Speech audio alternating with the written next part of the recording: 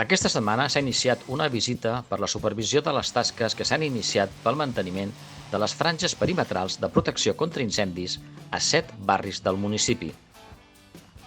Els treballs de conservació es van iniciar la setmana passada a la Llibre Casanova i inclouen també els barris del Mas de les Fonts, Penya Forcada, Pinatella, Bassioles, Selva Negra i Interclub. Es preveu que aquestes feines durin entre 3 i 5 mesos. Aquestes feines consisteixen en el manteniment de bandes de 25 metres en els perímetres dels barris i en les llengües dels torrents on es redueix la massa vegetal.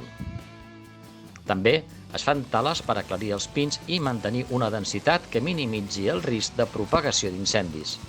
Unes franges que feia temps que estàvem preparant el contracte, que a partir d'aquest any ja tindrà una durada de diferents anys i això farà que la prevenció d'incendis cap a la nostra població sigui eficaç i eficient amb aquests treballs de les franges.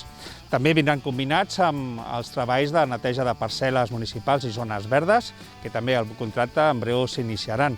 Aquestes feines, com veieu, s'han iniciat al barri de la Llibre Casanovas, però que durant aquest any i als principis de l'any que ve, seran 6 barris més la Llibre Casanovas que es faran aquestes tasques.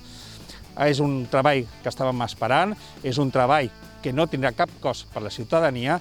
A més, tindrem una vallirana més protegida en cas d'incendi.